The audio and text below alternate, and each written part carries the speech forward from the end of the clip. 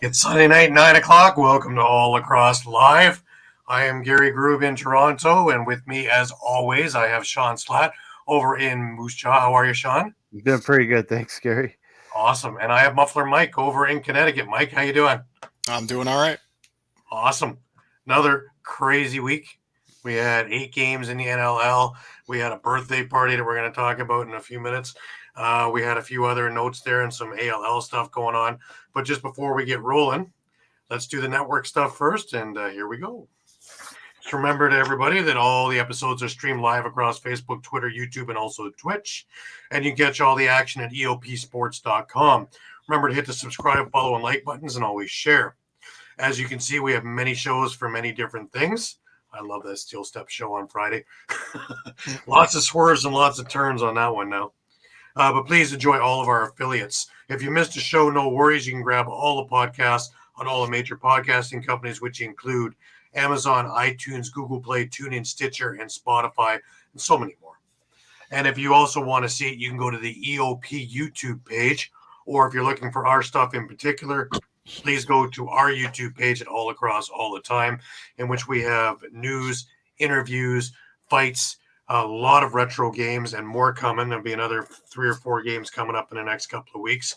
There's about 15 or 20 of them up now, ranging anywhere from 1990 to 2010 or 11. So lots of choice of lots of different teams, including a lot of now defunct teams and arenas. It's pretty cool. Remember, you can stay up to date with all sports by visiting eopsports.com with great articles from our huge staff of contributors. While you're there, please sign up for our newsletter. Just before we get rolling, a reminder that this part of our show is brought to you by Dolan's. All right, guys, when you're staying local and you want to watch a great game or just hang out with some great people, make sure to go to Dolan's Bar at 24 East Sellers Avenue at Ridley Park. Right off of I-95, south of Philadelphia Airport, Dolan's Bar is the place to be. Great music, great times, memorabilia giveaways, great drinks, and even better food. You never know when a former Philly sports icon walks through the door. You've got to go to Dolan's, 24 East Sellers Ave at Ridley Park. Tell PJ that EOP sent you. Go to dolansbar.com or follow them on Twitter, Facebook, Instagram, or even TikTok. We'll see you there for the game. Absolutely. Well, I was up in Peterborough yesterday to, we had the 80th birthday celebration for one of the greatest lacrosse players ever, Johnny Davis. And, just a little picture there is over to the left is one of his sons, Jeff. There's Johnny. Behind it is John Davis Jr. And then, of course, Big Ugly myself. But, somebody got to ugly up the picture, all that prettiness there. Will be me. But to show you just how much vim and vigor Johnny still has at 80. He just had his second knee replaced back last spring.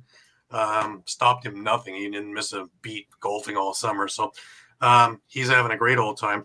But here's a little clip. Elvis was in the building as well. Oh, yeah. Johnny, be good.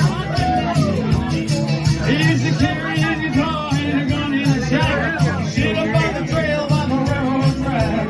Then you make a plum from miles around. If you're gonna be till the sun goes down. Maybe one day your name will be in lights saying, Johnny, be good tonight. Go, Johnny, go, go. Go, Johnny, go, go. Go, Johnny, go, go. Go, Johnny, go, go. Everybody, Johnny, be good. Play, boy. Are we making a movie, honey?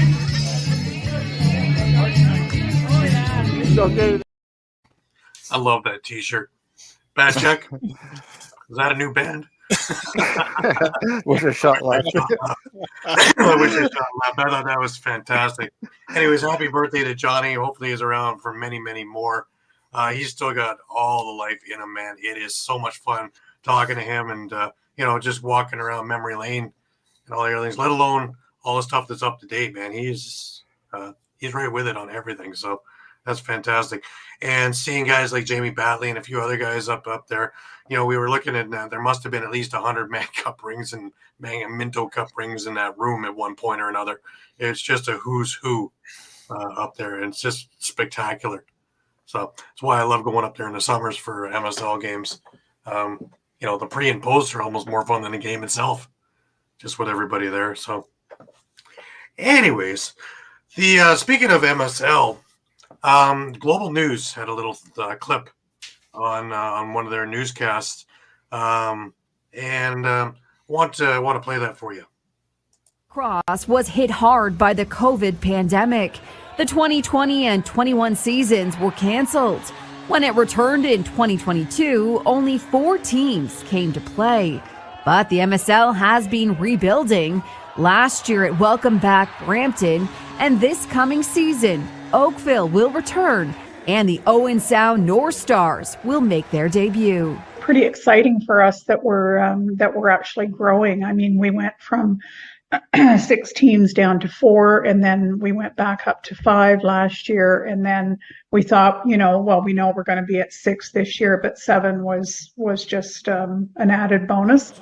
League Commissioner Lynn Withers says there are other teams showing interest too, so more teams may be added in 2025. There's a need for it. There's this year there were over 350 graduating juniors. This is really good for the league. It just gives the players an option to play somewhere, and we've got to find some place to keep these young men playing. 7 teams are locked in for the upcoming season. Despite the hike in teams, the regular season will actually be shorter this year. Clubs will play 12 games, down from 16 in 2023. The playoff format has also changed.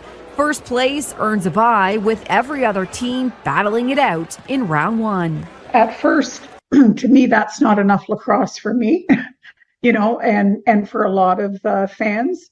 But when you put it on a calendar and you look at the extended playoff and the fact that every team gets to play in the playoffs, it actually works out to be almost as many games as what they would have played last year. The MSL season kicks off May 20th with the defending Man Cup champion Six Nations Chiefs hosting Owen Sound. And that, of course, is the bread and cheese game, which is a very, very special game for the Six Nations area.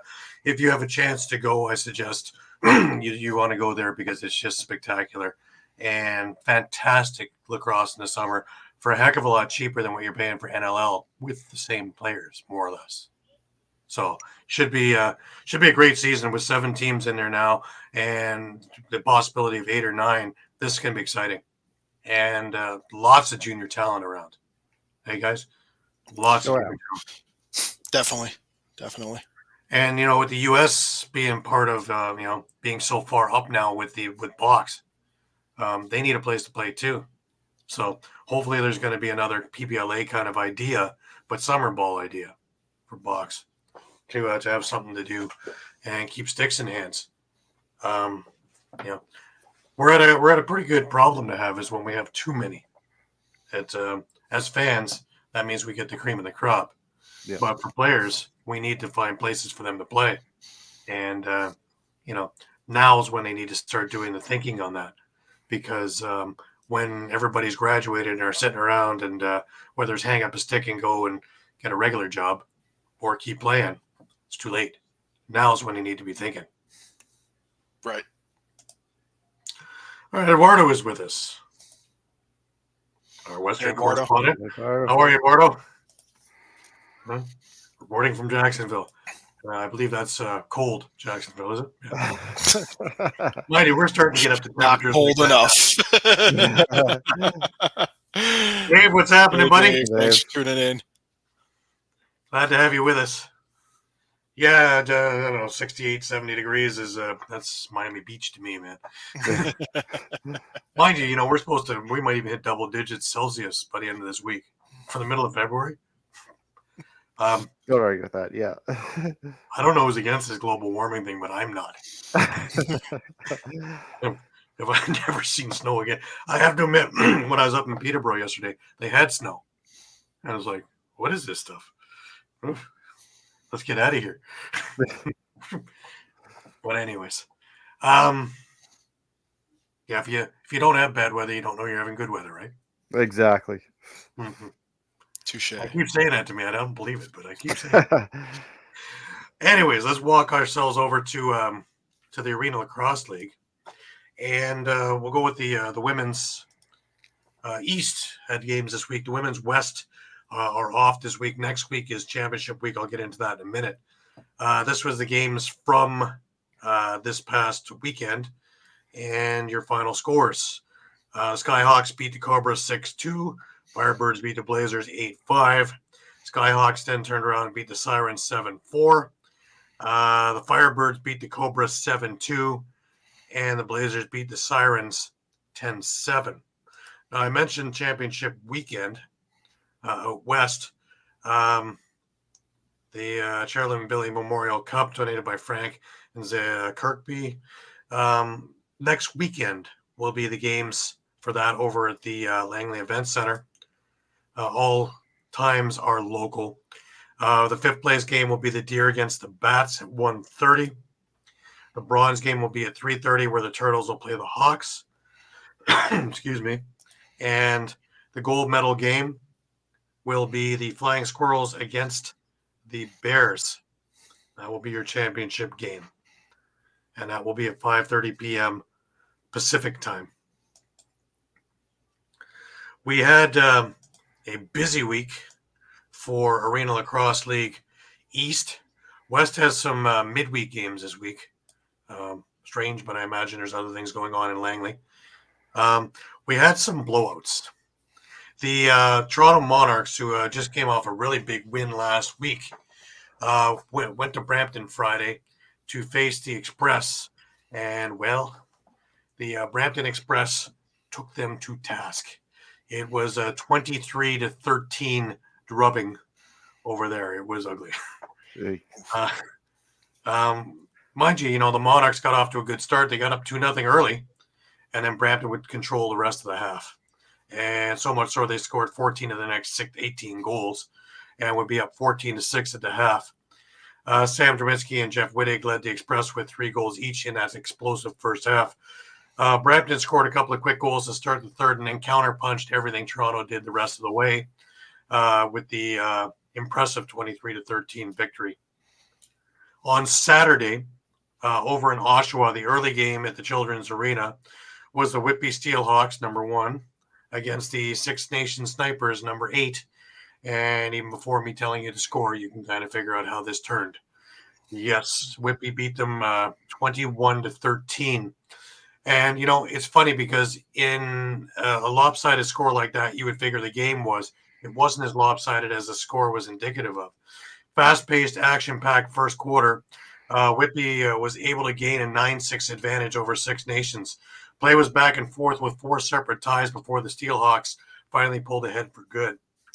The Snipers were competitive for most of the afternoon, but the talented Whitby team was just too much on this day, pulling further ahead with each quarter, finishing the day with the 21-13 victory.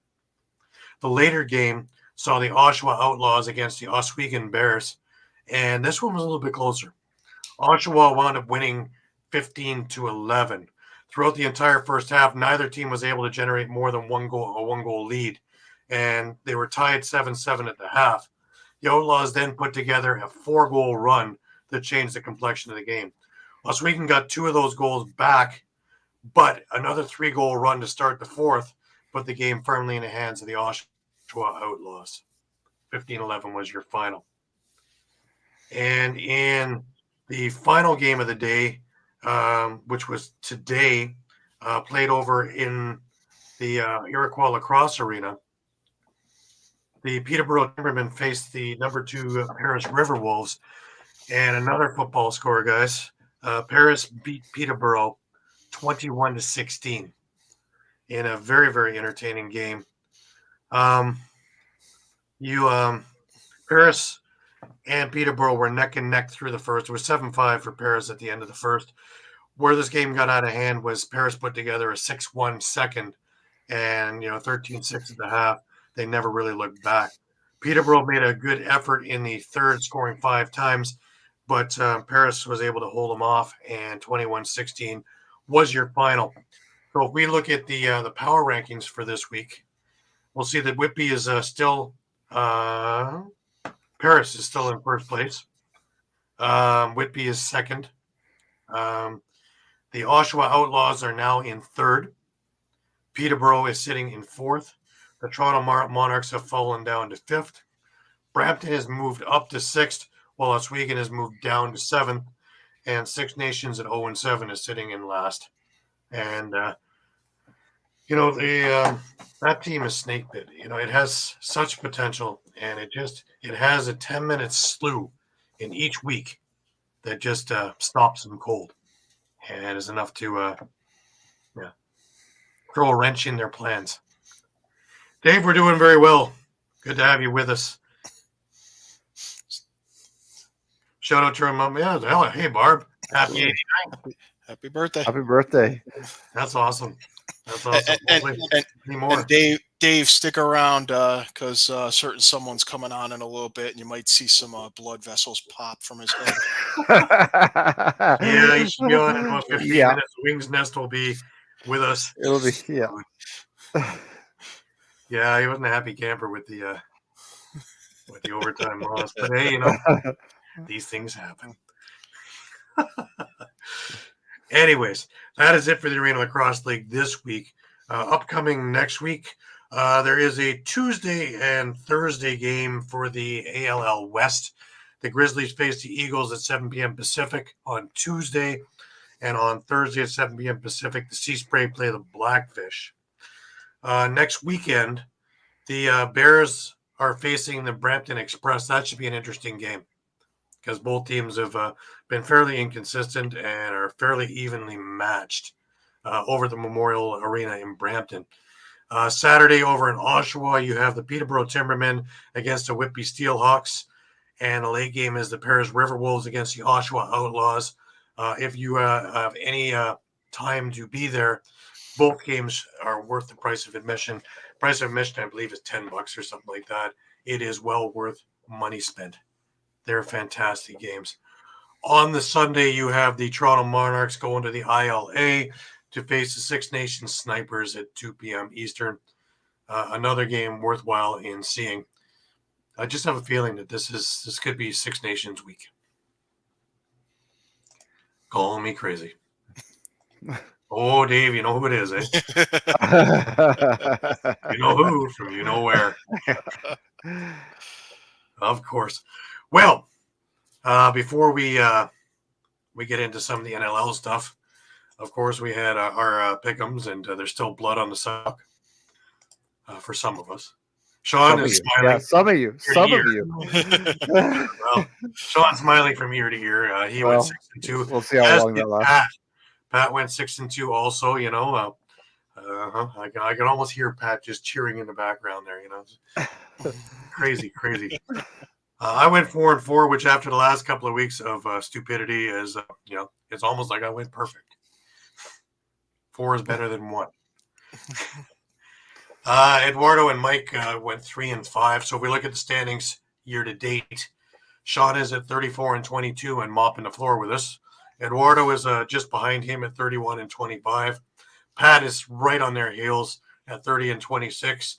I am sitting at a comfortable 500 at 28-28. And Mike is coming up. He's coming up. He's going to have a perfect week this week to get to 500. I was going to say we'll see how long that mopping. We'll see how long that mopping lasts too. I don't know if it's that long. Well, just before we get to our wings test, we got a couple of milestones to go to, and a couple of notes. First off, the Las Vegas Desert Dogs said thank you to Eric Turner. That's it for him. He's been cut.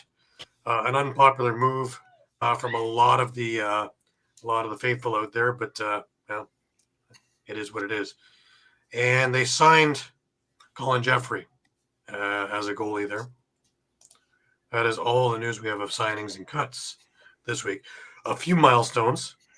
Nick Rose, with his win yesterday, now has 100 regular season wins. 5th goaltender in NLL history. He's with the likes of Patty O'Toole, Matt Vince, Bob Watson, and Mike Poulin with 100+ wins. That is an elite club. Speaking of elite clubs, Dane Smith, after yesterday's game, now has 1,000+ points.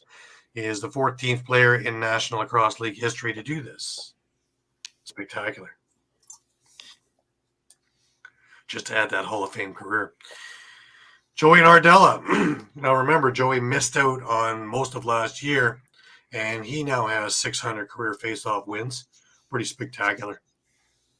Shows you what an animal he is at the face-off dot. Just incredible. Missing that year, yeah. Yeah. Can you imagine if you had last year as well? You'd be talking probably close to 7.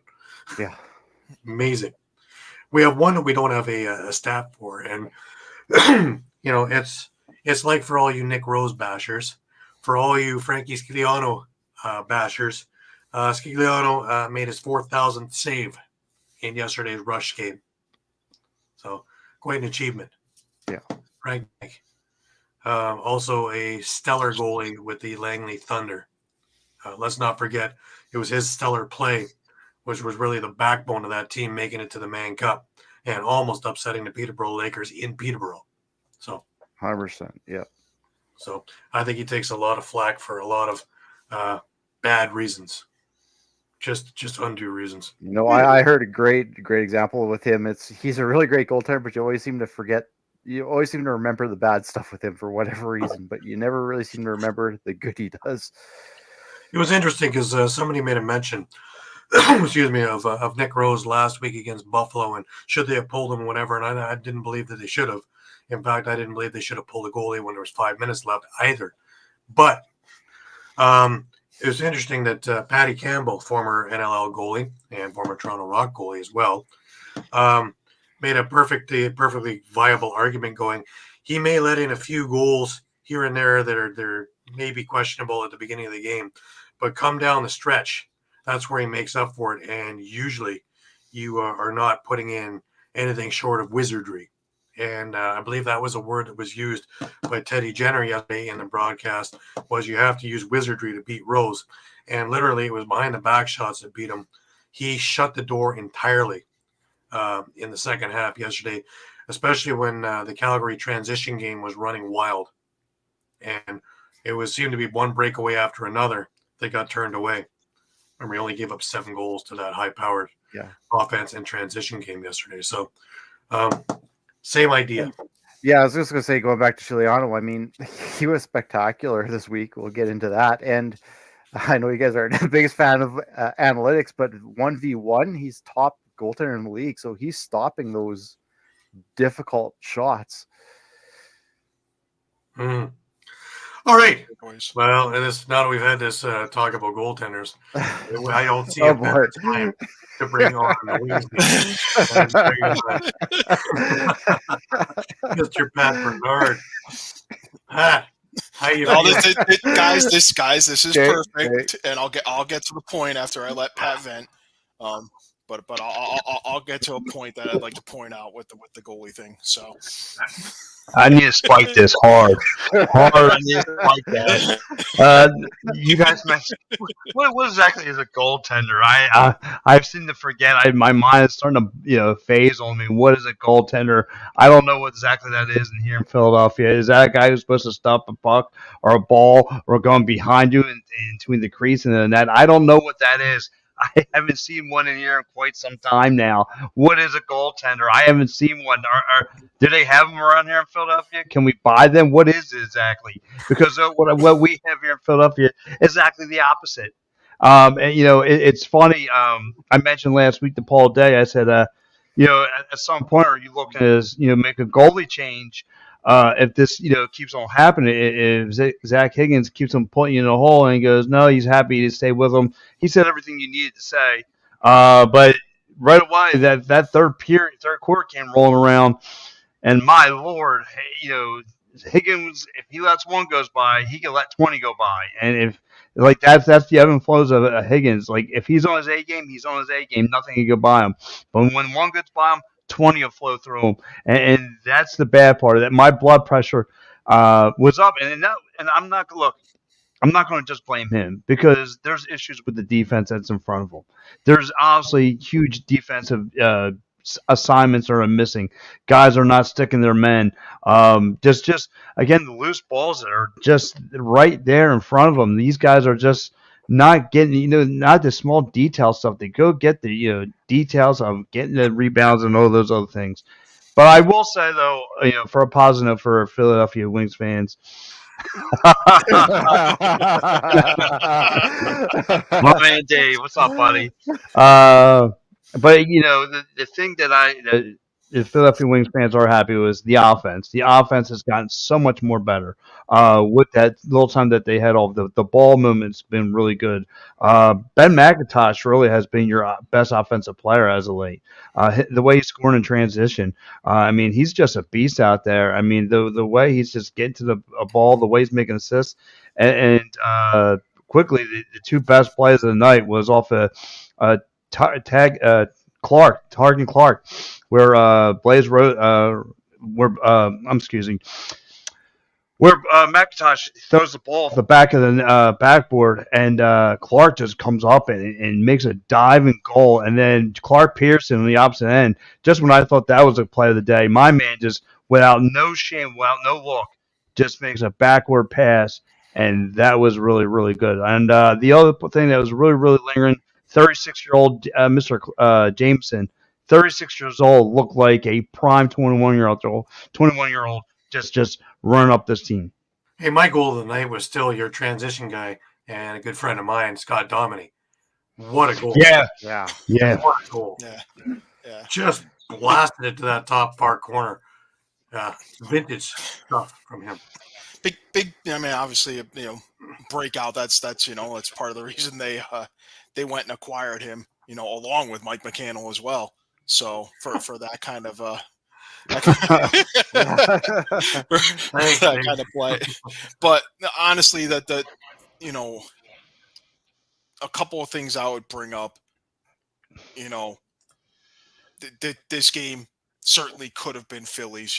But for I think just a few things. Certainly the McIntosh dunk goal that was called back. Yeah. That definitely hurt. It was late in the game. It was a chance almost to kind of almost put it away, really. And we talked about last week. You had talked about, hey, do you want to pull Higgins? We kind of cautioned against it because we kind of saw what happened in Vancouver with Aiden Walsh last year, kind of getting thrown into the fire. Didn't work out so well. It's working out better this year.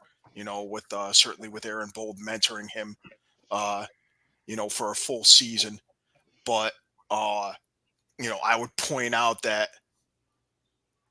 when they pulled Higgins and put Deacon Knott in, Deacon Knott faced 2 shots. He made 0 saves. Yeah. In a game that you eventually lost in overtime. Mm-hmm. So, Higgins and obviously that's a practically negligible sample size. It's not, this isn't something where you can turn around and say it's Deacon Knott's fault or anything like that. But, if he's able to stop even a couple of shots, I felt like when Higgins was pulled, this was going to be the typical kind of, okay, hey, we're just giving you a breather. We're going to talk to you. We're going to send you back out there. Lacrosse is always a little bit different than hockey in that regard. Usually when you're pulling a goalie, if the Flyers are pulling a goalie, you're sticking with your backup the rest of the way, unless he's just, unless it's becoming an absolute circus where, you've given up on the night already and you're going to lose by 10, 12 goals or something like that. A lot of times in lacrosse, you pull a goalie after a flurry of goals. You maybe just kind of, hey, come to the bench, take a minute, reset yourself. We're going to talk to you about it. We're going to send you back out in a shift or two, and the hope is always that the backup can just kind of hold down the fort, for a few minutes, till your starter can reset. Obviously had that happened, we could be sitting here talking about a Philly win. Well, instead, after that flurry, but So- once he got back to himself, he was pretty good the rest of the way. Too, Yeah, so, he eliminate shut- that 6 or 7 minutes to start the third, and Philadelphia, wins this game in a walk. Yeah. Yeah, Anyways, let's have a look at some of the highlights while we're getting there. Far side now with it. Comes back out to Jamison, back to Benesh. His shot, he scores! Ryan Benesh starting off the scoring, a power play goal. New shoes tonight, trying to change the mojo is Mitch Jones. He goes to the floor, got a pass to Reza Terrence, who scores! Not how they drew it up. For the first time this evening, as Joe Reza Terrence moves it over to Mitch Jones, behind the back shot, score! What a setup! And Blaze Reardon field, and they are going to be flying out of that front door, and you're seeing it so far. Woods with a shot, and he scores! Aaron Woods and off. This is Jake Withers, the face-off guy, to the net. Score! Withers with a great effort. Gets going to the box. Here's Peterson right off the hop. He scores. Great save by Hill. Oh, and here's Theed. A spin move to the net, and he scores. What a move by Dawson Theed. They did get one goal from Peterson, but the others were Woods, Withers, Theed, and Armstrong. Here's a shot and a score for Scott Dominey. Far this season, and now they got work to do here to take advantage of the second half where they've been the strongest. But Cody Jamison with a sneaky shot there. I don't know if Higgins was expecting that. When Halifax had that 5-1 run, the remarkable thing was that Ryan Benesh didn't score any of those 5 goals. Here's Jamison to the net again, and he puts it home 5-0 through the legs of Higgins. McIntosh. But it's the other guys that keep beating the Wings right there, and there's Theed again with a goal. Chad Tutton, one of the top defenders for the Philadelphia Wings. Not good to have him off the floor right now as Theed scores another. A spin move and a couple of fakes. The corner for Sam LeClaire. He'll come up high with it. LeClaire to the net. Scores! Sam LeClaire goes low. Max will complete the change. Here is Shanks. Coming around up high. Fires, kick save made, rebound put in. An unfortunate bounce for the Wings, but very fortunate for Aaron Woods. One. Lucky bounces for Philadelphia. Peterson behind the back, he scores! Oh, a highlight reel goal for Clark Peterson. Off the floor is Dominey, and Jones comes out, a shot, save, rebound, scores! That's take the Tony. Tied up in front. The Tutton. Wings are still in the power play. 45 seconds to go in that power play, and they score! I mean, you know, just go ahead and replay it and get it done. But Hill's eating them all up. Another miss, but the Wings get it back. Quick stick score! Blaze Reardon, the captain. Here's Halifax looking for an equalizer. Benesh scores! Ryan Benesh. Power play. They'll work it around. Jamison with the shot. He scores!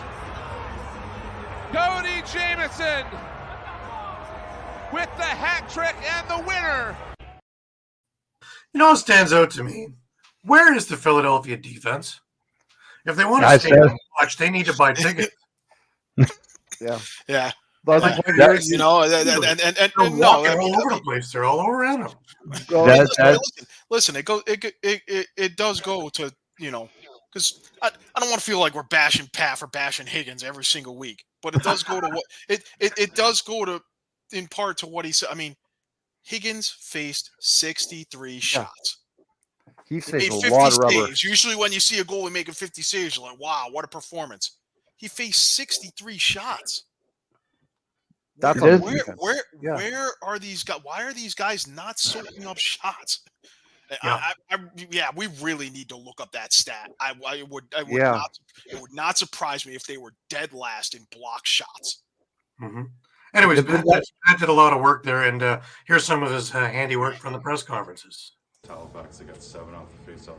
If you watch the Rochester game last weekend, they thrive on chaos off the faceoff. So they're getting 3 or 4, and the 2 games we played them, we didn't give them any off the faceoff. So they thrive. That's their momentum. We didn't want to give them any momentum.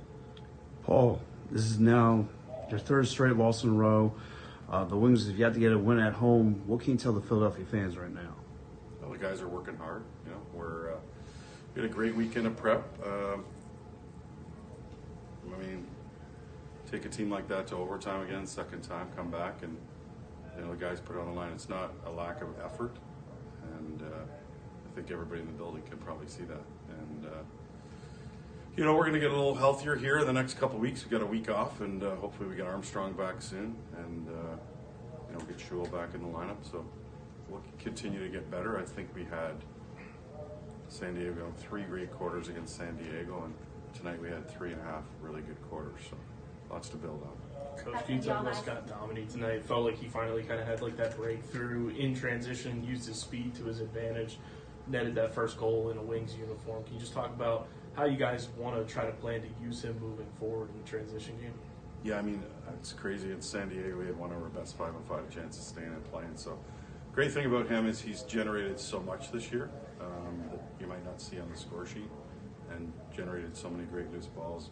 Huge block in the last few seconds of regulation on the short man. So, he's been great energy for us, and he probably deserved a couple goals early in the year, a couple posts. But again, like these guys, the new guys that are here are generating the. And here's Dominic with that. His uniform, getting that first goal, and what that feeling was like being on this side of things. Obviously, you played against the Wings in your career, but finally getting that first one, how did that feel for you tonight? Yeah, it was a little extra special there, and in front of the home crowd, it felt good to get my first one. You guys were kind of utilizing you almost as a wide receiver in transition tonight. Was that kind of the game plan, or was that just something Halifax was showing you, and you being able to utilize your speed and get down the floor? It was working to some success. Is that something that you guys have kind of talked about, or is it just kind of happenstance of what was going on in the game plan? I think that's our game plan every night, is to push a transition when it's there. But I think it worked a little bit extra with Halifax. They have some slow guys on offense that don't get off, and we took advantage, and balls were going in, so it's good. Now, with a little bit of a break coming up, are you looking towards that? You playing back-to-back games? Are you guys looking towards a little bit of a break before you guys head on the West Coast? We don't like the break. We love playing lacrosse. We want to keep up, but we're gonna hit the gym. We're gonna hit the film and get ourselves better every day and be back ready. Last question. What is kind of the message in the locker room for you guys, trying to break through 2 wins on the season so far with this road trip coming up? What's kind of the message from the leaders in the locker room to kind of stay the course, kind of keep that focus on the next game at hand? What is that message from those leaders? Just keep believing. Everybody in here is in here for a reason, and we all can ball. So just keep balling and put in the work, and we're gonna show up. We're 2-1 on the road, so we'll do it. Thank you. Thank you. Thanks, Scott. And that was Scott Dominic. Yeah, he makes some really good points there. It's one of those things. One chance here, one chance there, and we're talking about the fantastic Philly win. So it's like they need that win in the worst way, because if you would have won, you would have been in a hunt for a playoff spot, and this just. Again, it's mind-boggling to me. I mean, you have so much talent on offense, and your defense, again, just Gary said it best. I mean, if you want to stand around, you could hang it with me all you wanted to. Because that's all I saw these guys do is just stand around. And again, the detail of the defense is just. Again, they're just so focused on want to play man-to-man. I see it. They're just like this the whole time. They're not even looking down to see the loose balls that are just right in front of their feet. And that's when the opposition comes up and makes a big play. And I'm like, and it's just mind-boggling of how disfront they look on defense. So I don't know if Paul Day needs to have a talk with a defensive coordinator. Maybe have to look in it and get a new one. I don't know right now. I just know this team is just a world of a mess right now on that defense side of the ball, and they need to get together. And Mike makes a great point with the block shots, and then you say, Pat, getting physical. If you don't want to be physical and you don't want to block shots, play flag football. Like, this is lacrosse. Yes. I mean, if you don't want to get hurt, I thought you're going to go offense. Or like he says, at the very least, win the loose ball battle. You know, Yeah. and you know, I guess the only thing with that is, you know, there's always that double-edged sword with loose balls where, you know, you get caught. If you're on defense, there's always that you get caught ball watching, you lose your assignment. You know, and we see it all the time. It's like you went and followed the ball for 2 seconds and you turn back and your man's gone and he's breaking toward the net and he's in front of the crease and putting the ball in the net. So, you know, it's not always easy. You know, you always got to have your head on a swivel. Yeah. But yeah, you know, I'd still definitely like to know about that block shot stat, because it wouldn't shock me if they were last in the league in that. And you know, maybe that's a function of the way you build your defense. You know, if you're going to have a bunch of long, lanky, athletic style guys, maybe they're not going to be apt to soak up shots as much as, you know, a defense that has a few guys that are, you know, bigger, bulkier, stay at home types. Yeah. I think you got to have that. You got to have those kind of guys that, you know, you know, look at Buffalo, look at Colorado, you know, look at Toronto. You know, they're probably tops in soaking up shots. And that's another thing too that stands out to me. Like, look at all, and the guy, my buddy Kyle, who's the other beat reporter in the room, like, he brought a good point. Like, look at all the contender teams, right?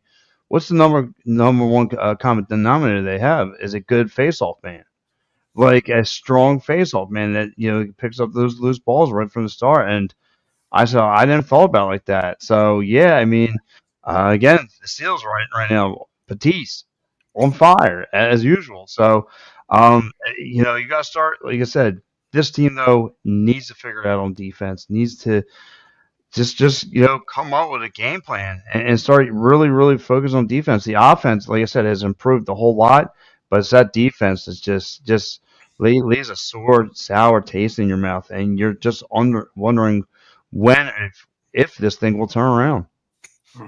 Yeah. I mean, you know, I guess the best you can hope for right now is just the return of some guys. I mean, you just got Lord back. You hopefully have Armstrong and Shule will be two big punches in the arm. Shule, yeah. I mean, goodness, if they'd had Armstrong and Shule, you probably wouldn't have seen Dawson Thede doing what he was doing. No, not without getting a glove in the mouth, anyways. Yeah. So. Yeah, we're just about 2 months in, still haven't got a win at home. Lost 3 straight. I mean, this is a one from bad to worse in the amount of minutes. I mean, should Philadelphia fans start looking towards a War Dog season? I mean, I don't know. I mean, is all this lost in Philadelphia? I don't know, but I mean, look, I want to believe in this team, and I'm hoping they can turn around in time to try and make some kind of last minute run. But this is a week again. Take a break, get it right, spend tons of time in that weight room and training and work on the defense. And again, study your opponent. You knew Halifax was going to come in here playing a physical caliber team, a game. You knew that. You know from playing last time that's what those guys play. And you know, and I forgot to mention at the beginning of the show, Mitch Jones, the whole time he had the ball in his hand, Halifax put 2 defenders on him, and they were playing physical with him. So, but what happens? That led to somebody having a scoring opportunity, and Joe Resiterans, Ben McIntosh, those guys were making their money. Like you saw the one play, Mitch Jones to take a Tony with the backward pass to the bulldozer Blaze, and he makes it off that back. He makes a back foot goal. So again, I'm not worried too much about the offense. It's just it does stretch out the offense that they got to put up at least 17 goals or win games. I was going to say with your comment about is it all lost? Just looking at the standings right now, the number 8 spot has 3 wins. So if you can string something together, yeah. And you're not. Yeah. I mean, I guess to give you a little more solace, I mean, New York started 0-3. Now they're at 500 at 4-4. Yeah. So there's lots of lacrosse to play. It can't happen. There's lots to go. We haven't quite made it to the halfway point yet, so there's a lot of lacrosse to go. Yeah. Anyways, Pat, thank you very much. It's always nice to have you on the show, buddy. Yeah, we'll listen. 2 weeks, I'll be back here. I'm hoping. Look, listen, I bit up all the nails off this hand. I'm starting to work on this hand, so hopefully we don't get down on my pinky. I'm going to start tripping my toes if these guys don't get it right. No, you guys have a great night. I love the show. Gary, Mike, Shawn, guys, catch these guys every Sunday at 9 o'clock and catch all the articles, guys. These guys are killing it, pumping it out. So I will be back. I'm going to go back my wing nest and hide underneath it with the rest of the birds and worms. So you guys have a good one. All right. Thanks a lot, Pat. That was Pat Bernard in the Wings Nest. God, I love that. Pat, if you're looking for him, he's got a lot of twists and turns to talk about in SmackDown coming up on Friday night. Steel Steps. Real interesting turn there. So anyways, why don't we get on to, shall we go to the Vancouver, Georgia game? Still on the Friday night games here. We sure and of can. course, we go to another overtime game. Swarm snap a 3-game losing streak. Oak scores 5, Q scores 4, including the game-winning goal in OT. Yeah, and there's some news for Pat there. You know, the Swarm snap a 3-game streak.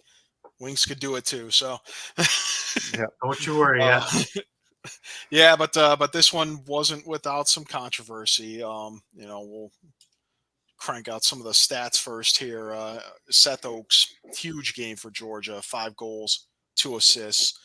Andrew Q, 4-4, including the game winner in overtime, which we'll get to in a sec. Shane Jackson had a goal and 3 assists. Brett Dobson, 28 saves.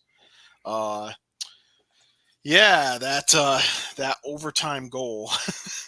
So Q fires a shot that just gets past Aaron Bold's right leg and sneaks in inside of the far post for the game winner. But the shot clock appeared to show 0, and the referees called it a goal, did a lengthy review, and apparently could not determine whether the shot clock had expired before the ball crossed the line.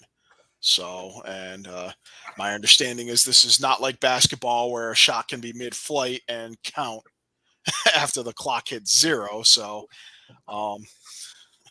definitely a tough one. Tough way to lose for Vancouver. You know, certainly they would have had a good chance, you know, had possession changed back to them. You know, they did they ever look like they had jump in their step? Obviously, Molosky's tirade last week lit a fire. Oh yeah. Yeah. You know, this was definitely, you know, he made his point crystal clear that it was time to shape up or ship out. Yeah, so there's more guys playing for jobs. Really. Yeah. So you know, the big names did step up for Vancouver. Adam Charlambides and Kevin Crowley both had 2 goals and 2 assists. Keegan Ball had 2 and 3. Martell with 1 and 3. Just unfortunately for Vancouver, they're now in last place at 2 and 6, and time to go back to the drawing board again, I guess. So. Eduardo's left yeah.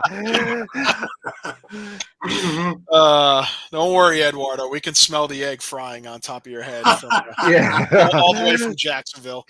So, well, we're at one of my favorite points of the evening is me being able to play the clips of the Georgia announcers. Give me this game. Seth Oaks works into the middle. Puts a shot on Bold and gets it past him to level the game at 2-2% for the last 4 weeks. But he's been gutting it out. He's been fighting through it, Chris. Very gutty. Q! Martell, I mentioned a few moments ago, had the game of his life. 4 goals, 5 assists. Look out. Oaks! Oh, baby, what a move! There it is. Got 5 on the shot clock. Better hurry. Tries to spin. Can't get any help. Tried to bounce one through traffic. Fresh shot clock and through! Short-handed goal! What an incredible individual athletic. First goal tally tonight, and Vancouver's back to within a goal. They do it short-handed. Georgia still in the power play. Owen Grant makes a move. Shot bounces in. Back-to-back short-handed goals. Get another bite of the apple. Thompson at the top. Only needs a little bit of space. And that's the way you slow him down there. Great defense by Vancouver. Uh-oh. Wait a minute. Right now they'll say it's through. 1-goal game, 2-minute mark. Oaks! Q's shot is blocked. Believe that was Matt Beers who got it, and that one, does it sneak through? Indeed it does.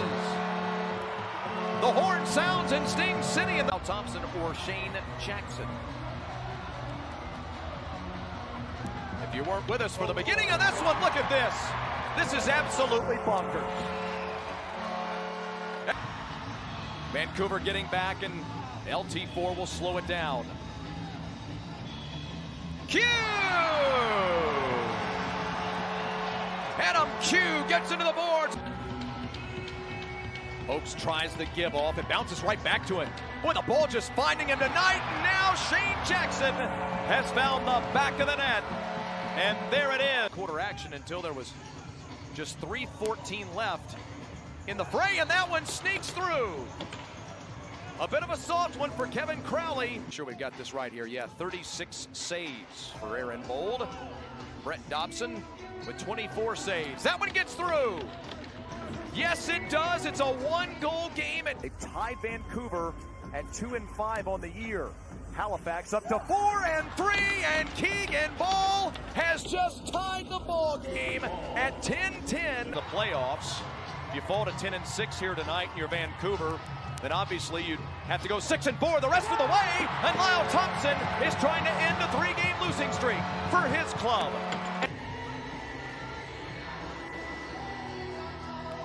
He'll take the shot and score! Adam Charlambides ties the game with 1:40 remaining. Q with 3. Q got to make his move. Now the shot gets through! Andrew Q with the game winner! I can never get too much of the Georgia announcing crew, man. I just think they're right on point.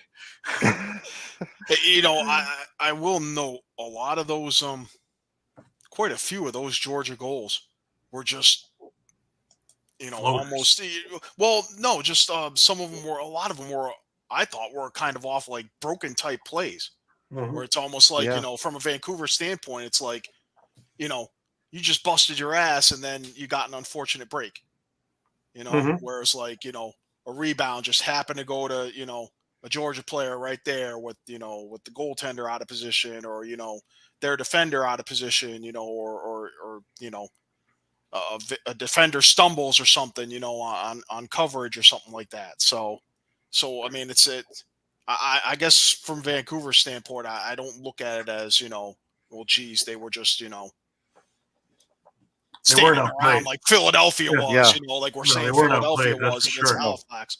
So because like Georgia, you have guys like Q and Thompson who, when there's those broken plays, they can just make magic happen. Capitalize, and obviously Oaks, you know, on Oaks too, yeah. So, well, let's not forget Shane Jackson and a few other guys there too. Yeah, exactly. There's a lot of weapons.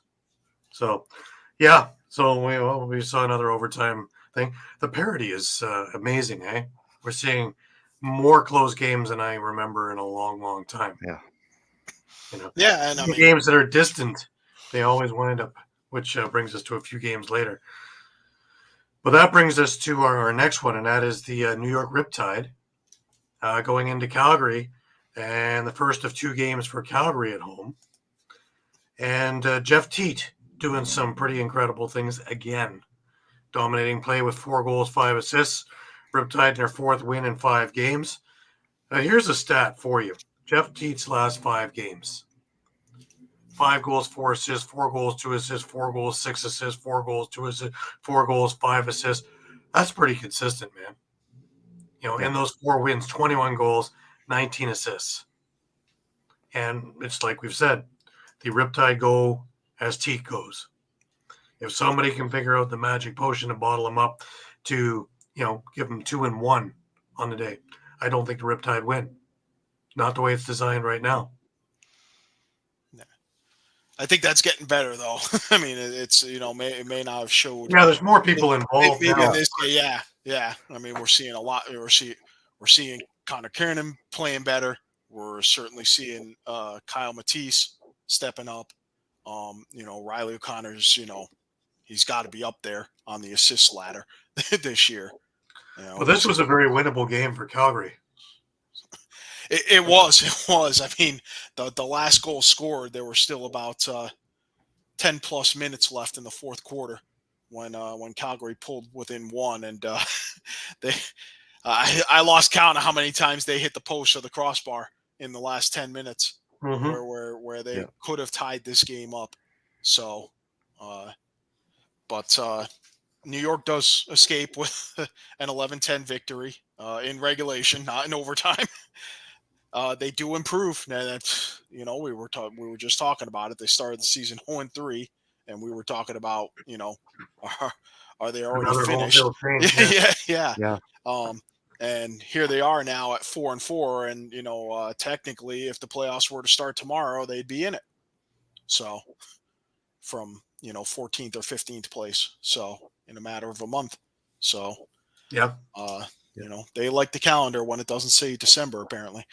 Absolutely. So. December is a horrible month for New York. Anyways, let's look at some of the clips from this game.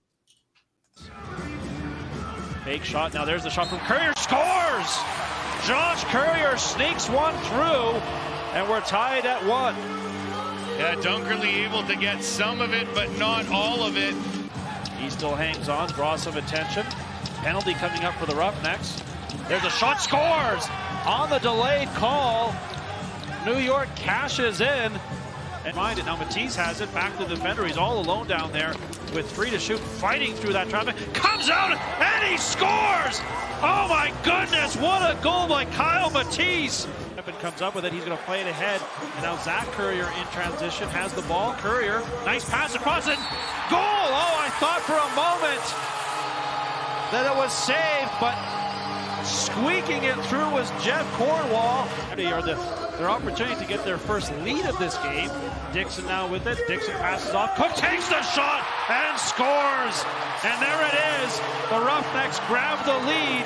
It's 6-5. The net now passes off.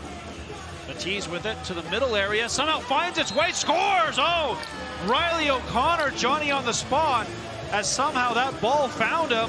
And a quick stick opportunity at the side of the net doesn't work as O'Connor flashed on it. Now Keogh all alone. He shoots and scores. Stephen Keogh could have read a book down there. Teat with it. Fake the pass. Now sends across the other side. Oh, excellent ball movement. And it's finished off in style. That's how you work a power play. It's 10-8 Riptide. As he took his man down. Big 5-on-4 here, and Hayden Dixon cashes in on the power play. And here's O'Connor with it. O'Connor to Teat to O'Connor. Has a man side of the net. They score. All that ball movement on the power play is elite.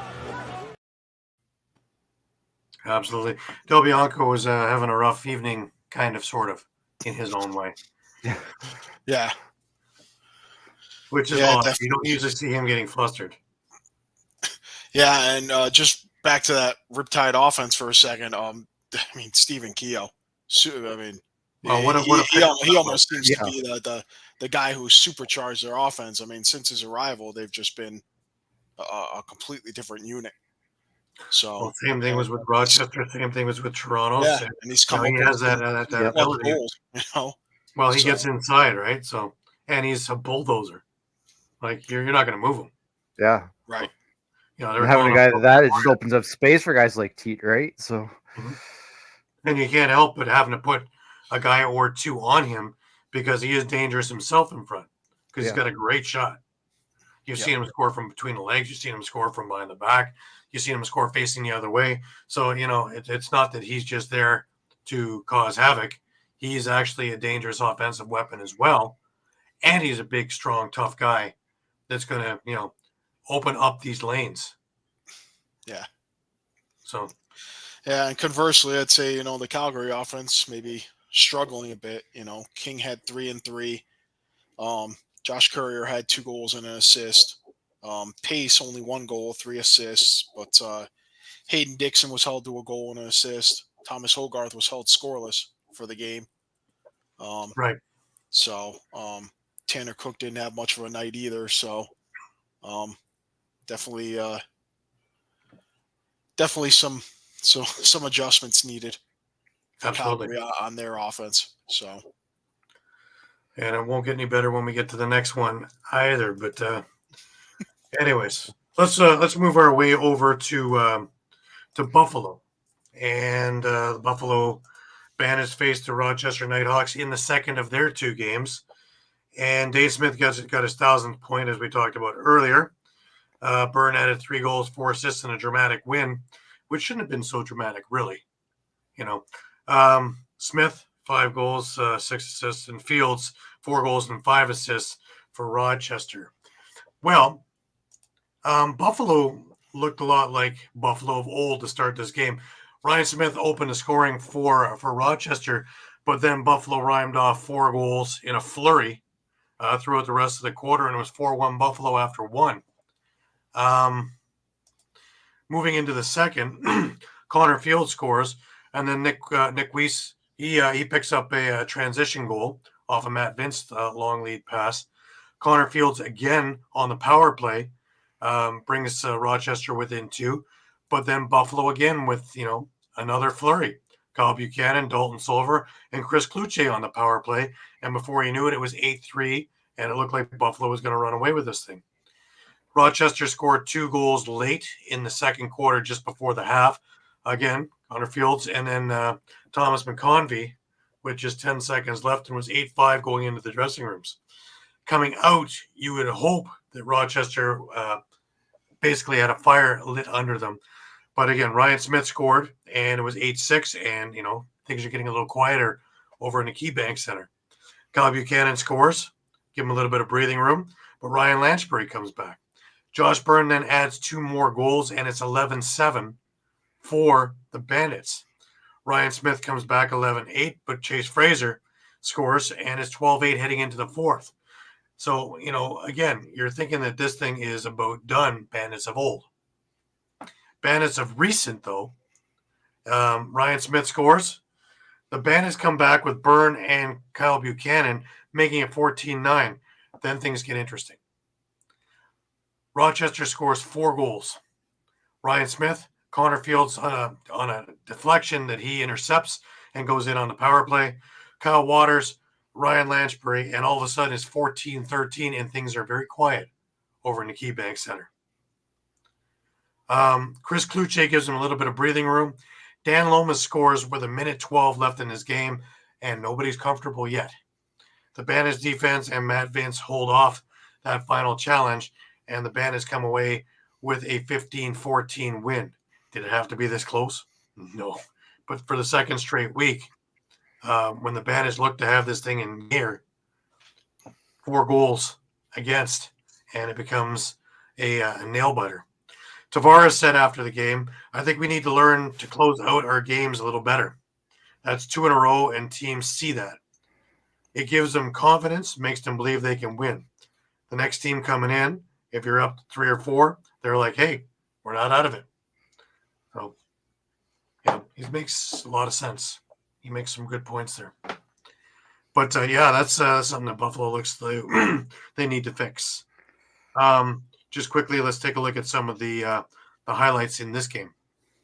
Over to Brendan Robinson. He's picked up in a low drive. Score! Buffalo! Chase Fraser. With the other trio of Ian McKay along with Steve Priolo and Nick Weiss. Shot score! Buffalo! Dane Smith, quick stick. Fraser getting a little bit of a battle there with Mitch Ogilvie. Leaving it out in front between the pads and score!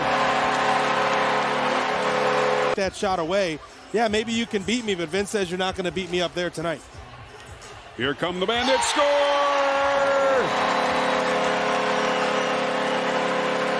Dane Smith. Here come the Nighthawks. Play is busted up by Matt Vince. Outlet pass. Connection made. In over the line is Nick Weiss. He scores! Buffalo zone. Top of the slot. Working the quarterback is McConvey. Now stuffing in front. Score! Connor Fields. Second of the night. As they come swarming in, led by Kyle Waters. Break by Buffalo. And here's a mad dash. Top of the slot. Silver. He scores! His shot advantage, but down by a score of 8-3. Lomas leaving the ball into the far corner to Waters. Now a shot by Fields. He scores! Shots on goal now favoring Buffalo by 135-34. As Ryan Smith takes a shot, scores! What a bullet by Ryan Smith! By open and outruns Josh Byrne along with Brandon Robinson. Christian Montez, a shot, score! Buffalo! Josh Byrne. He would have been able to put on the afterburners and maybe get a better look in transition. There's Byrne again. He scores!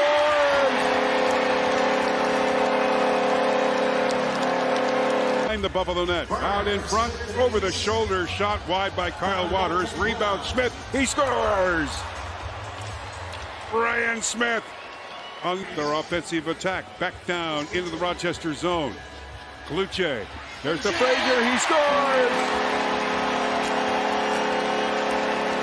Now to Fraser. Over the far side to McKay. Or check that, Kluche. Kluche to Byrne. Byrne with a shot. He scores!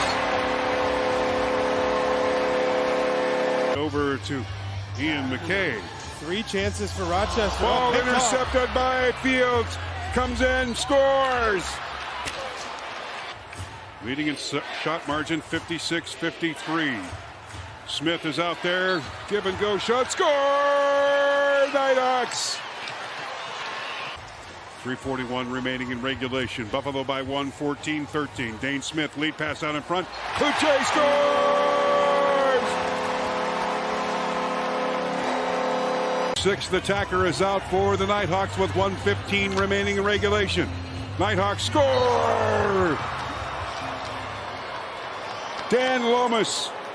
You think Philly's ever kicking himself that they got rid of Kluche for basically nothing? Yeah. It took them to They put him didn't on really a use. rehab Didn't, program I don't know because if they he was very really out of shape used there, him. but Sorry, I was gonna say I don't think they really used him properly in Philly. He No. never really, yeah. no, they didn't use him properly at all. But yeah, I mean, I think there was also, but wasn't there also an issue just with his health Weight. or his condition and all that? he gained about 40 pounds and really wasn't moving like he had the year previous, and wasn't doing much. And again, Philadelphia misused him too. So, but you look at him now, and it's like, wow. Yeah. This is what the second overall pick is supposed to look like. Yeah. Although if they hadn't unloaded him, would it have led to them trading for Mitch Jones? True. Very true. Yeah. So, well, anyways, let's move along. We had the Vegas Albany upset. This one is a shocker. It was a shocker when I was looking at the scores. It's a shocker now when I'm talking about it. Gel Shines and 46 save effort as Vegas upsets Albany.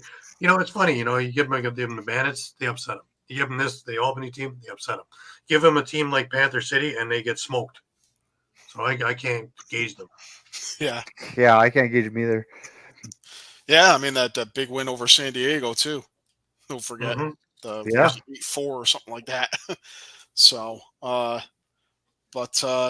yeah, that say Landon Kells was the big star here with 46 saves. So now they've actually split the series with Albany. Remember, Albany beat them in Vegas opening weekend for their first win. For Vegas, Jack Hanna, pair goals, 3 assists. Casey Jackson had 2 and 2. Rob Hellier 2 and 1. They got pretty dominated on the faceoffs. 16 of 20. Albany went at the dot. But all they could manage was their only multi-goal scorer was Ethan Walker with 2 goals and an assist. Alex Simmons, just 3 assists on the night. And I guess the other big story for Albany, Doug Jamieson, was inactive for the game. Apparently he maybe injured a hamstring in the loss of San Diego. Yeah, he got pulled in that game because he was hurt. Yeah, so they have him on injured reserve. I don't believe they play. No, they don't play next week. So Jamieson at least gets another week off to heal and recover. Justin Getty, did have 45 saves, in the emergency start. So, played well, but not well enough. They did close the gap to 7-5 in the third quarter, but Las Vegas tacked on a couple more and kind of pulled away late. This was a 3-2 game at the half. So. All right. Well, we'll take a look at some of the highlights and see exactly where it went. Watson as well as Sean Wesley. Here's Albany's offense. Third in the league in goals per game. Fired on Kells. The putback is true for Ethan Walker. Resets, not as many in the first 6 games of the year. Circling around, Longboat, another missile for Albany. Simmons on the door. Excellent save by Kells. The athleticism on display. Position. That was a heck of a battle happening right at the top of the crease. And Grennan was trying to, at the same time, battle with Gagliardi, Brendan, and then bend down and grab his stick. And just like that, the power play comes through in a flash. Kurtz works. So you can tell it's baked into the pie on defense. If you see that lane, be aggressive. And aggressive with shots like that will certainly work for Vegas. Casey Jackson delivers the first goal of the night. A quarter's length. Hellier, the former Toronto Rock, bounces one home. Rob Hellier makes this a 1-goal game. In front, there's Kells. What an answer by Kells, who, by the way, played 56 minutes of the blowout loss. Hellier, a blazing speed goal by Hellier to tie the game at 3. Hellier finds his man Rouet, almost bounced home. His teammates say, take a look at that one. Ruled a goal by LeBranch on the floor. You're seeing just how active and quick he is in going down and making saves versus Doug Jamieson, what we're more used to. It's been impressive to watch, and he helps his team tie the game. Green, daylight for Simmons. He's denied. Jacob Rouet pounces on it. Here's Rouet. Dish is cursed. He scores. This is a big moment here for Las Vegas to try to take advantage going into the fourth quarter here when things are somewhat out of sorts. And just like that, there you go. Casey Jackson on the power play. Step for Hannah and company after the ball flew into the stands. Watson sets the screen for Bertrand. Hannah, a rocket, Jack Hannah. Lets out a roar. Jack Hannah have a counter. Rob Hellier with 2 goals tonight. Watson dishes off Jackson to Hannah. He fired there from earlier, and Jack Hannah gives that goal right back. Here in this one.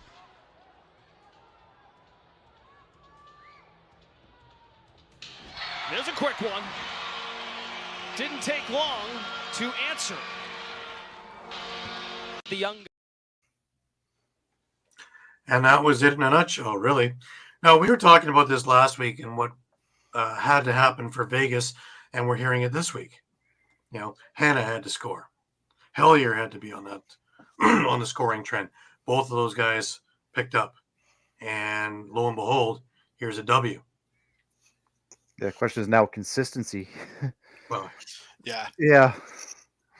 One thing at a time, I guess. Yeah. Well, one plus I would add is, they got John Wagner back on the back end, which is,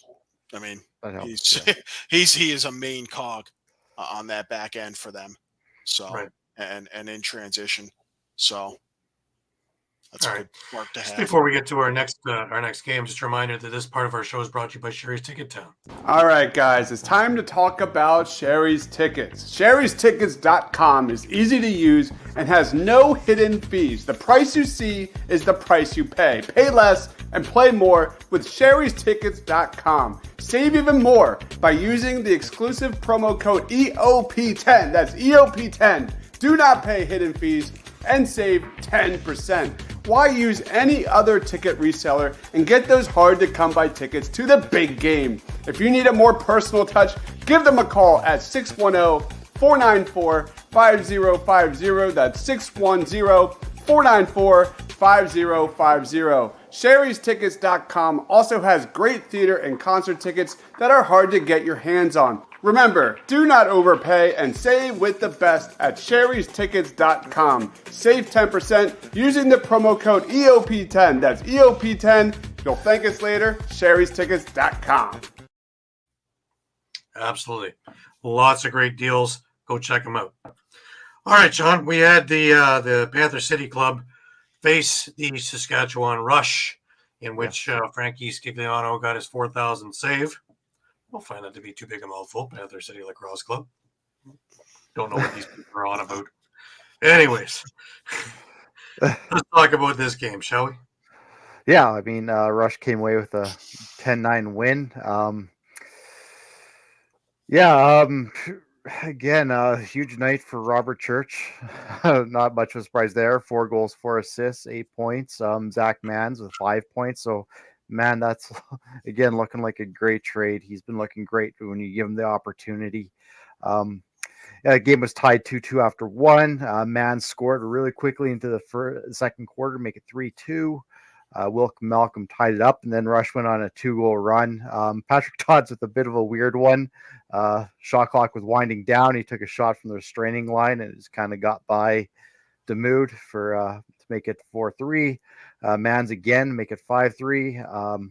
Malcolm with the extra tacker on in the dying seconds made it. Will Malcolm, with the extra tacker with 2 seconds left, made it 5-4 for the Rush at the break. Basically kind of skipping ahead to the fourth quarter. With Rush were ahead 8-7. And I think this is kind of a key turning point in a little bit. Brandon Goodwin tied up the game. Then Callum Crawford scored on the power play, and Panther City was up fairly early, I would say, in the fourth quarter. This is where we usually saw the Rush kind of go 1-1, right? Like they'd score a goal, get themselves back into it, they'd give up a goal, and as Kurt Malosky kind of said with Vancouver last week, there you can't win if you're going just 1-1. But they kind of picked that up this time. Robert Church scored with just over 18 minutes left, and then all 6-8 of them, Mike Triolo got maybe some revenge on his former team and scored the game winner with over 4 minutes left, and then kind of the drama a little bit. And I'm just kind of going off my memory, so I might have some of the players wrong here, but just bear with me. But I believe it was Callum Crawford has the ball behind the net. There's about 9.8 seconds left. Will Malcolm took the pass, leaping over the crease, and scored, and it was immediately waved off. It went to replay because it was within 2 minutes, and it was a quick replay. It was very clear that Malcolm had his foot in the crease when he jumped, so it was waved off. They did not tie the game, and it was game over from there. Wow. Another heartbreaking loss for Saskatchewan. Another winnable game, too. Well, they won. Panther City. I'm sorry, I'm getting myself backwards here. But another one. It's 1 week that they're looking like a champion, and the next week, where is it? Yeah, what happened? Yeah. Anyways, let's look at the highlights. Then we got some of your press conferences. The net kicked it out. Crawford steps inside and he scores on the 6-on-5. Callum Crawford puts Panther City up 2-1. Keenan gets it back. He'll steer the ship on the power play. Clark Walter inside. Church scores. Robert Church at top for Zach Mans. Church now kicks it back. Mans outside, scores right under the bar. Zach Mans put Crawford all the way across to Malcolm. It'll fake behind the back, over to Malcolm, and they score. It's a quick stick, and we're tied at 3. Shot got blocked, ends up in the corner. Ryan Keenan with the loose ball. 5 seconds. Dodds lets it go, and he scores. Patrick Dodds fires it from Hodgeville. Zach Mans. Two-man game with Keenan. Mans will spin back, wants to drive to the net, and he scores! Zach Mans puts Gash in a blender, goes top shelf. Looks like he'll try hold him back, and that's what he will. Behind the net, Kostiuk, Donville back. Malcolm Quickstick scores! Just like earlier in the corner, Will Malcolm with the quick stick. Rush will have to settle down their penalty kill here as Jared Smith defends Crawford. Over to Malcolm, quick stick, scores! The hat trick for Will Malcolm. That one a blown assignment, but Church has 4 for the Rush, Mans 3. Ryan Keenan with it now. Robert Church, room inside. Damood's dancing and he scores! Bobby under the bar. Robert Church makes it 6-5 Rush. Ball got deflected. Dons has it in the corner. Mans back up top. Now it's Church to the middle, scores! Bobby bounces one home, it's 8-5, Rush on the power play. Stay in play here. Crawford one-on-one with Barnable. Pick got set by Donville. Crawford to the net, save is made, rebound Caputo, and he scores. Keenan had him beat, but couldn't beat the iron. Malcolm, 3-on-2. Malcolm inside, they score. From Fort Worth, Texas, up in Saskatchewan for a Saturday night showcase of the National Lacrosse League. Callum Crawford. Little pedal back and he scores. Showtime. Bounces Ryan Keenan. Keenan now down to Mats. Up in the middle. Church scores. Posted in. Robert Church with his 4th of the game. This building. Church. Outside Triolo. Triolo's to the middle! Big man, the 6'8 sniper, puts Saskatchewan in front. Against his former team, puts Saskatchewan back in the lead. And there you go. Is it just me, or is these Western fields very difficult to watch the games?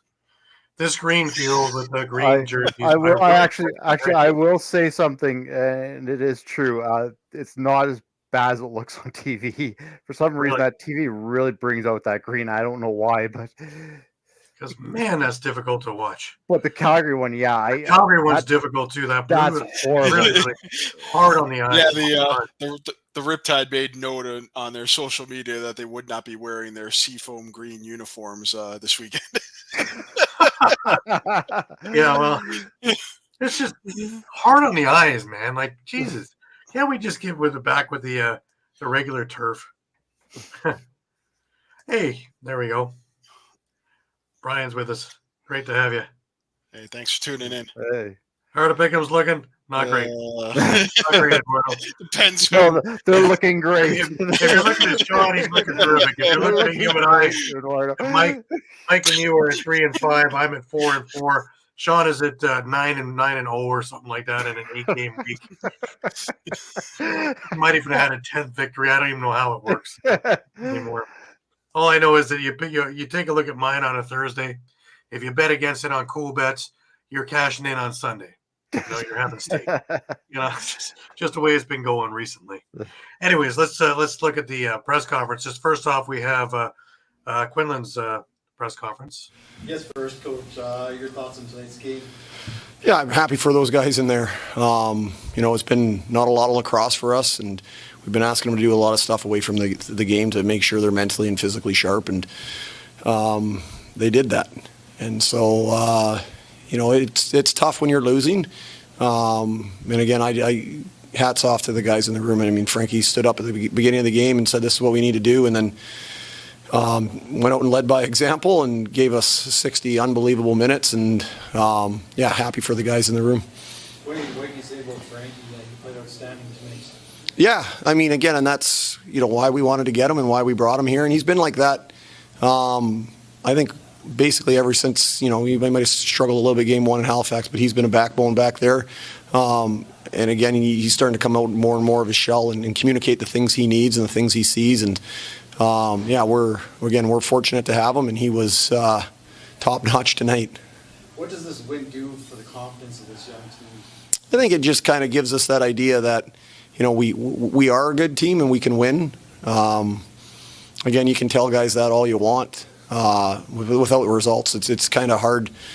Sometimes, you've got stories in your head, or the stories, the narratives you tell, and the noise in your head can be a tough thing. And so, it validates, some of the things that we see in our group, and we believe in that room. And so, for us, we're going to enjoy this, and then, we're going to get right back to work tomorrow and get ready for a very good team that beat us not long ago. I guess that's it. How do you keep this momentum going? Yeah, I mean, we're happy we get to play 2 games in back-to-back weeks. It feels like we haven't got to do that since a couple months back. We'll get into Vancouver. We'll have a good week preparing. The guys are absolute students of the game in terms of asking questions and wanting video and wanting feedback and wanting game plan and how we're going to attack things offensively, how we're going to defend things defensively. So we'll get that stuff out to them, and we'll get into Vancouver. We'll have a good practice, and then plan to be ready Saturday night. What's it like having Derek back behind the bench helping you out? Yeah, I mean it's good. He's a calming presence. He just doesn't say much, but when he says something, it's usually the right thing, and it's usually again. We get chaotic, and you can turn around, and sometimes you don't even see him. There was times where I didn't know where he was on the bench because he kind of just hangs in the back. But he just a calming presence, and I think he really just kind of just solidifies, with a young group. I'm a young coach, just that importance of being composed and trusting your instincts. You mentioned that being a young coach, is there a lot to take away from Derek? Learning from him?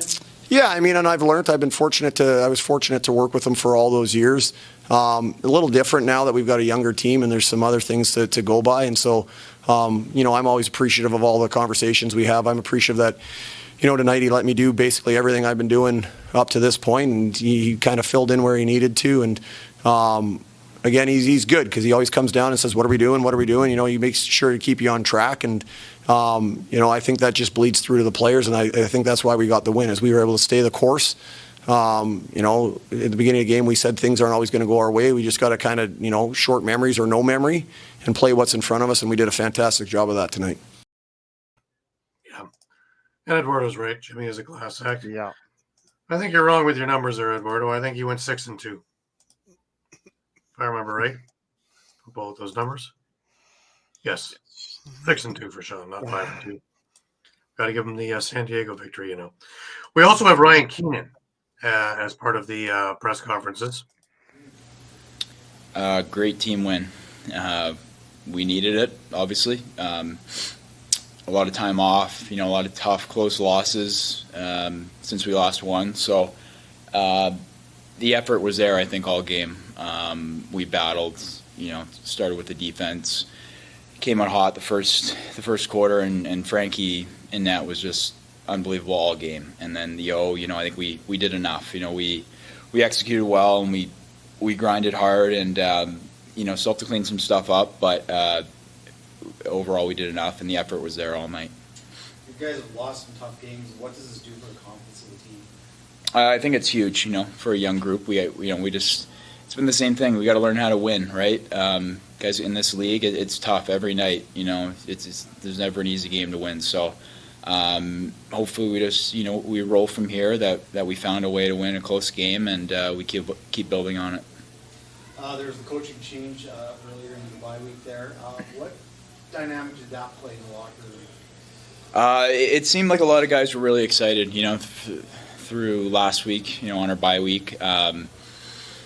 A lot of the young guys, hadn't played with Derek, and we're kind of really looking forward to his experience behind the bench, his knowledge. And so I think overall we just kind of were able to just go out and play because we had an excellent game plan this week. What was the difference in this game compared to those close games that you lost previously? Just I think sticking with it, right?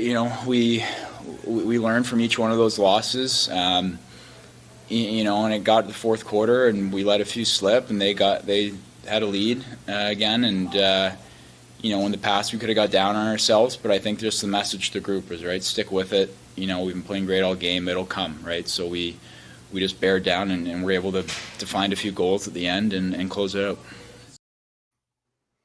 What says it all, too? I stopped before the question of what's it like to have Dad on the bench, and it was like, gee, I can't get rid of him. Is basically what he said. So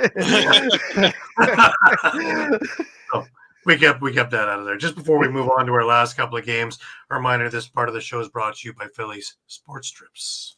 All right, guys, if you're a Philly sports fan and you want to travel with your favorite team, then travel with the best. Go to phillysportstrips.com. They have self-travel packages and full travel packages available with round-trip flights from the Philadelphia airport. Packages include direct flights, 4-night stays, all-inclusive tailgate parties, lower-level group tickets. Whatever you want, you got it with phillysportstrips.com. If you want to travel to an upcoming Phillies game, make sure you check out Philly Sports Trips. And do not forget, Philly Sports Trips has all the away trips for the Eagles' upcoming 2023 season. Jump on it now, because you do not want to lose out on all these great opportunities. Go to phillysportstrips.com. Absolutely. Well, we moved back over to Calgary, and they were going to try and salvage the second half of their home and home since they lost to the Riptide, and that didn't go very well. Nick Rose with his 100th career victory. Schreiber has a 7-point night. Toronto comes away with a 9-7 win. The Rock opened the scoring when Tom Schreiber fired an absolute laser off a pump fake from a Dan Craig pass, but the Roughnecks came right back with Hayden Dixon answering with a quick stick off a Tanner Cook pass. It's nice to see the Rock actually get a quick start for a change, because they've been notorious slow starters throughout the last number of games. Tyler Hendricks gave the Rock the lead again with a howitzer off a rebound from Mark Matthews' shot at 5:31, but Tyler Pace again answered just 13 seconds later, converting a Jesse King feed on the backhand. Hogarth gave the Roughnecks their first lead of the night unassisted at 10:34, scooping up a loose ball from the crease, but Dan Craig answered just 25 seconds later when he fired a shot that was converted from a Dan Lintner pass, and it was 3-3 after one. Toronto opened up the second quarter scoring on the power play when Chris Bougie buried a rebound off a Corey Small shot just 49 seconds in, followed by Tom Schreiber diving from behind the net off a Mark Matthews pass just after 3 minutes. Roughnecks got on the board when Hayden Dixon scored his second of the game off a Tyler Pace feed, but Corey Small answered for the Rock on the power play with another quick stick off a Tom Schreiber pass. At the half, Toronto was up 6-4. Toronto opened up a 3-goal lead at the beginning of the third quarter when Dan Craig beat Christian Del Bianco with a dunk shot on a delayed penalty. Calgary answered when Hayden Dixon scored his third of the night on a dive across the crease of a Tyler Pace feed at 8:55. Tyler Hendricks scored his second of the night for Toronto when he came across the crease off a Mark Matthews pass, and after 3 quarters, Toronto was up 8-5. The Roughnecks got back into this game with 2 quick goals. First was Tanner Cook converting a Shane Simpson pass at 1:01, followed by Jesse King with a one-handed backhand shot that was just an absolute highlight reel goal that made this game 8-7. Roughnecks kept getting closer and closer and closer, but for the stellar play of Nick Rose, who just shut the door on him. Corey Small finally gave the Rock a little bit of breathing room with a quick stick blast to the low far corner of a Tom Schreiber pass, and your final score was 9-7 for Toronto. Just to get a couple of highlights in there. Beat Albany tonight on the road in Albany to hand the Firewolves their second loss of the season. Any given night. Backhander from Pace! Ball loose. Picked up by Matthews. Small, clutch, shot put it wide. Loose ball, Matthews, and it fell into the stick. Dunk shot right to Schreiber. How unlucky can you be? Side and a heavy hit on Schreiber from Callies. This is going to be a delayed penalty. Although dunk shot scores! What a goal from Dan Craig. Matthews. Hendricks on an isolation and Simpson. Hendricks scores! What a goal by Tyler Hendricks! The big man on the isolation. Look. Del Bianco with a long pass to Simpson. One more to Cook. Backhander. Oh, he scored! Simpson up ahead. Numbers here for Calgary. Simpson to King. Can't pull the trigger. One hit, scores! The highlight reels keep coming from this Roughneck squad. And that's what I'm talking about. These crazy goals that came through.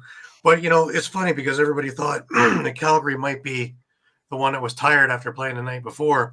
They were the ones with jump, and their transition game just made Toronto's defense look tired for some reason. And you almost thought Toronto played the night before. But again, Nick Rose was absolutely incredible in that second half, closing the door, and Toronto comes away with a 9-7 victory, and I guess that vaults them into number one in the league again, 6-1. Oh, Matt's with us. Hey, Matt. Hey, Matt. Talked to him late last night too. It's great talking with him. Small's having a great year. Offhand, I don't know. But he has been integral in the Rock offense. Him and his blast from the right side. The old Adam Jones spot. So, anyways, that brings us to one game left. And that was played this evening over in San Diego. And real pitchers duel, Shawn? Yeah. If you did only had one pitcher competing. Yeah. Of all those exciting games we had this week, this one was not good. Yeah. Well, Austin starts with a sock trick. Anyways, that's the first one of his career, but pretty amazing. And San Diego comes away with a 16-7 victory. Yeah, and it was 3-3 after one, so Colorado was right in it, but then that was just about all she wrote. It was 8-5 at the half, and then they were just blanked out of the third quarter. The third quarter. Sorry. And while San Diego had 5 goals, 2 from Dobie, 1 from Stotts, 2 from Curtis Dixon, and that's just now you're in a hole you just can't get out of. Throw a couple of Kostiuk to start the fourth, and it's a world of hurt. Yeah, I mean, even if Carlson played lights out like the last time he went in, he had a hill to climb. It was already too little, too late. But it was a very quiet goalie shift at the end of the third into the fourth to put Carlson in there. It was kind of quietly, just kind of try to sneak him in there, but I don't know. It really didn't do much, really, did it? Well, no, but say at that point, San Diego was basically playing with their food. Yeah, but I mean, like you're saying, Austin Stotts had a sock trick, 6 goals, 3 assists for 9 points.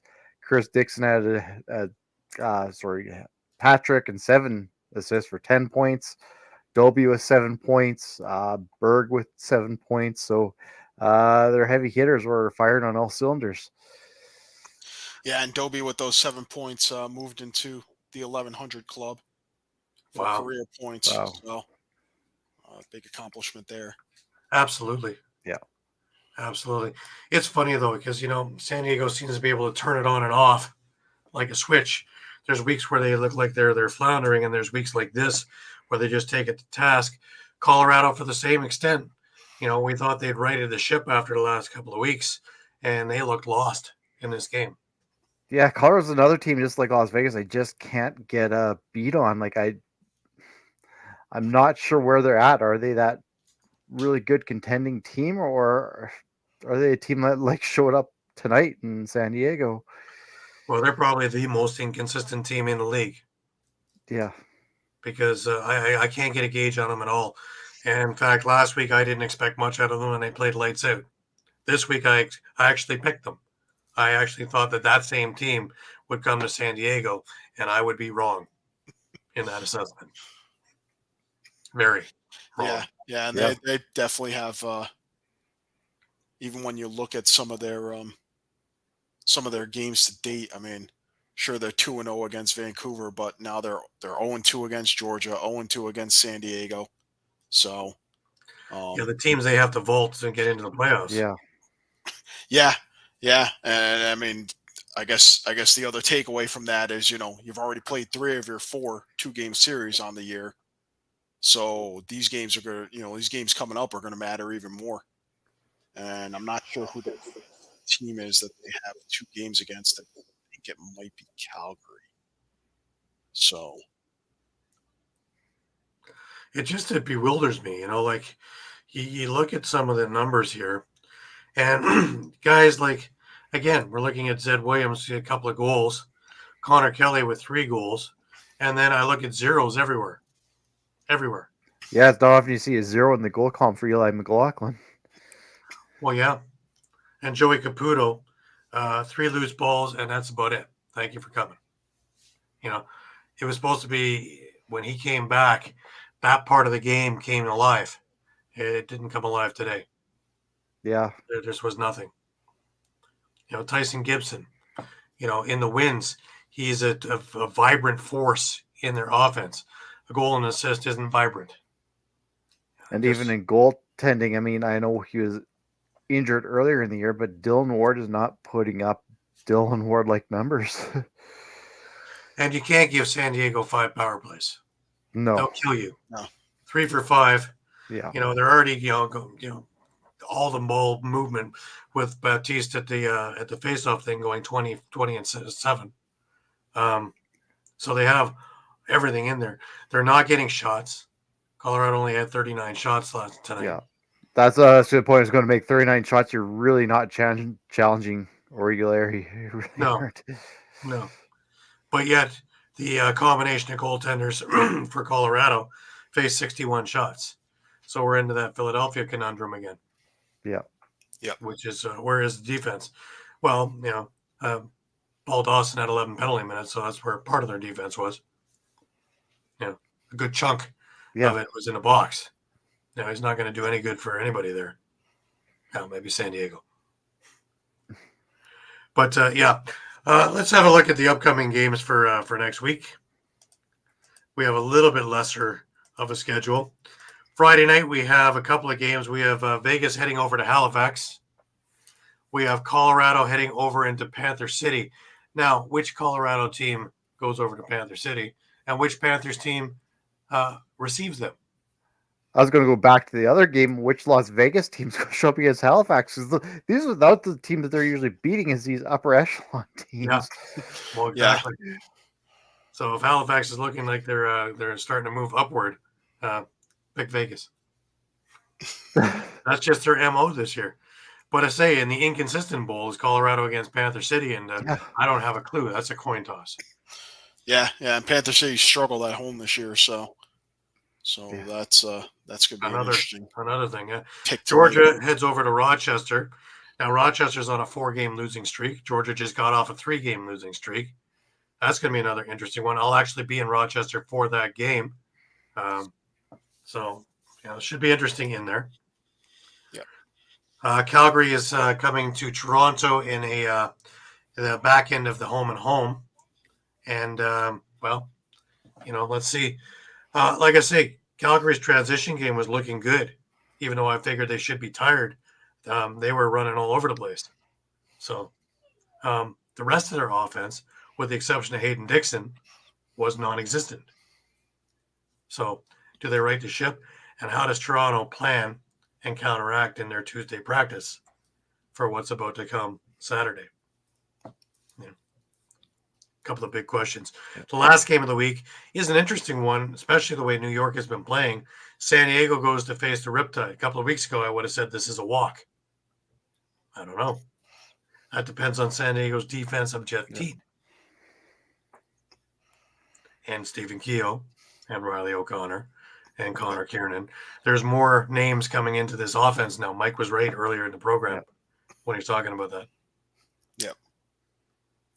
So it should be an interesting week.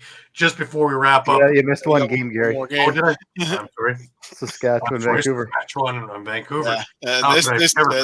This one's huge because, I mean, it's the second of a 2-game set. Vancouver took the first one, but, I mean. And another weird one, yeah. Yeah, and Vancouver's pretty much on life support, I'd say, at this point, just about. So, Yeah, and honestly, even though Saskatchewan won, they're almost not far behind, considering that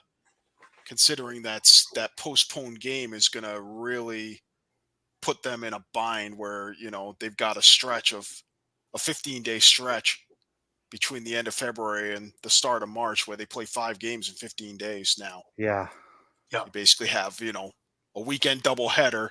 Then you have this makeup game with Philly sandwiched in between that, and the following weekend is another doubleheader. So horrible scheduling. That's terrible. Yeah. That's terrible even without the makeup game, but to fit the makeup game there was just wow. Yeah, it's That's a horrible schedule. But if they do get through it and can actually put together some momentum. Well, that's the thing. If they can even get a few wins out of that, that'll be a whole switch of the entire schedule, right? Yeah. It might not be all terrible. Some guys might not be all terrible. I mean, some guys say they like those at least double headers because they're fresh. They're already in game mode, right? So, well, God knows that they're fresh because they've had so many weeks off already. That the schedule is terrible. It makes no sense. Because the Rock have the same thing. They've had 3 bye weeks already, and now they're going to go the rest of the year without a week off, more or less. Anyways, just before we wrap up, a reminder that this part of the show is brought to you by David R. Cherry. All right, guys, let's talk about Cherry Law Firm. If you get hurt at work in a motor vehicle accident, personal injury, or affected by criminal law, you got to call David R. Cherry of the Cherry Firm. Call 610-565-0300 or go to cherryinjurylaw.com. Let David R. Cherry fight for your rights. Again, that number is 610-565-0300. That's 610-565-0300 or go to cherryinjurylaw.com. Let David R. Cherry fight for your right. Absolutely. And just before we wrap up, we want to remind everybody that we are on Facebook, we are on Twitter, we are on Instagram, we are on Thread, we are on YouTube. Please visit our YouTube page and subscribe while you're there because there's an awful lot. And every week there's more and more going in there as an extra tool to bring you as much information as we possibly can.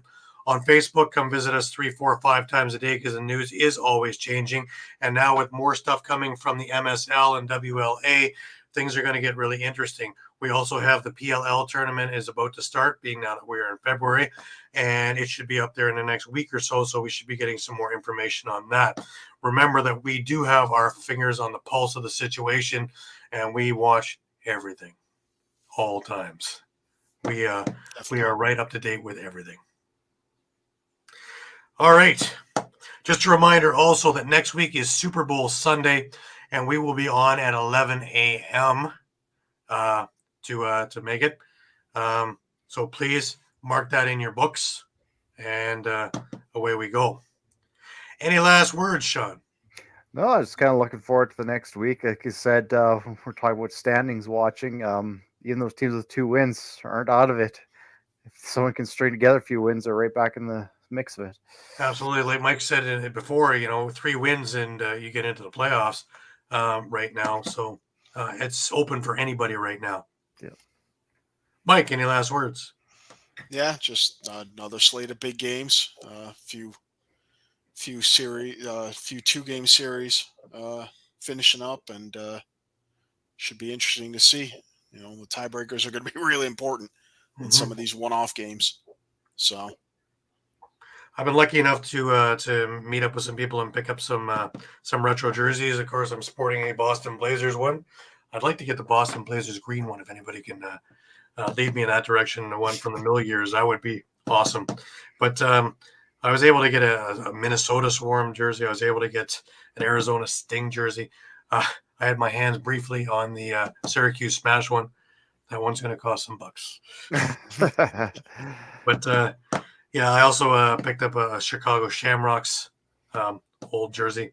So yeah, it just keeps growing and growing and growing. Gotta love it. We all need hobbies, right? Yep. Anyways, what a great week. Again, next week, 11 a.m. for Eastern, for all of you who are following along. I want to thank everybody, as I do every week, for being with us week in and week out and being so loyal and so great with all your feedback and comments. We appreciate everything, and we love doing this for you. So for Shawn Slaght over in Moose Jaw and for Muffler Mike in Connecticut, I am Gary Groob saying, please be safe and keep up to date with everything with us. And we will catch you next week. Until then, have a great week.